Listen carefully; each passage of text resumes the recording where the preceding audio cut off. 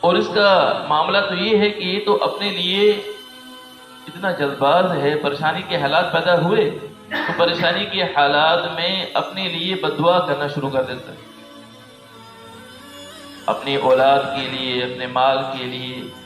اپنی جان کے لیے بھی بد دعا کر بیٹھتا ہے بعض دفعہ۔ حدیث پاک میں آتا ہے، حضور صلی اللہ علیہ وسلم ارشاد فرمائے اس کو کہ اپنی اولاد اور اپنے مالوں کے لیے، اپنی جانوں کے لیے بد دعا نہ کرو، ہو سکتا ہے وہ دعا کی قبولیت کا وقت ہو اور وہ دعا قبول ہو جائے، پھر بعد میں پریشانی اٹھانی پڑے۔ اور ایسا ہی ہوتا ہے کہ جلد بازی میں بد دعا کر بیٹھتے ہیں، پھر سارے زندگی روتے رہتے ہیں کہ ہائے کاش کہ میں یہ لفظ زبان سے نہ کہتا، کیونکہ اللہ تعالیٰ کے یہاں کچھ اوقات ہیں، مخصوص اوقات ہیں جن میں اللہ تعالیٰ کے یہاں دعا قبول ہوتی ہے۔ جب بھی انسان مانگتا ہے تو دعا قبول ہوتی ہے، تو اب معلوم نہیں کہ وہ وقت کون سا ہے۔ مختلف مفسرین نے مختلف آراء پیش کی ہیں کہ یہ فلاں وقت ہے دعا کی قبولیت کا۔ جیسے مثال کے طور پر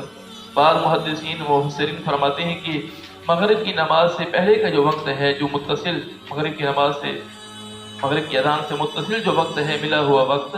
یہ آخری وقت دعا کی قبولیت کا۔ بعض مفسرین فرماتے ہیں کہ دو خطبوں کے درمیان دعا کی قبولیت کا وقت ہے۔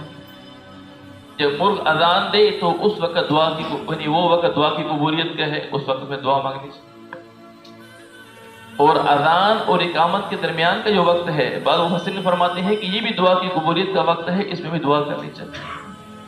ابھی تو انہوں نے اپنے آراء پیش کی ہیں، کیونکہ صراحتاً حدیث پاک میں نہیں آیا ہے کہ فلاں وقت ہی دعا کی قبولیت کا ہے، اس کے علاوہ کوئی اور وقت نہیں ہے۔ تہجد کے وقت میں دعا قبول ہوتی،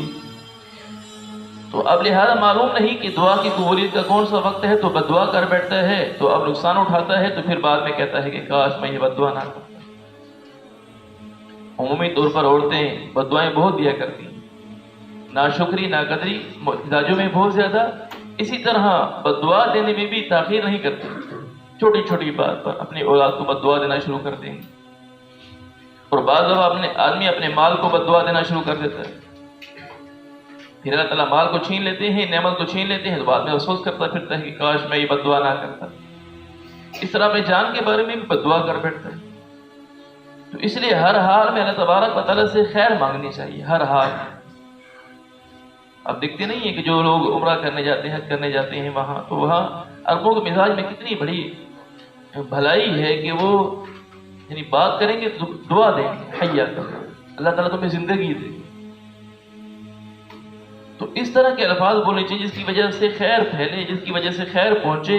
وہ الفاظ زبان سے ادا نہ کرے جس کی وجہ سے شر پہنچے۔ تو اس لیے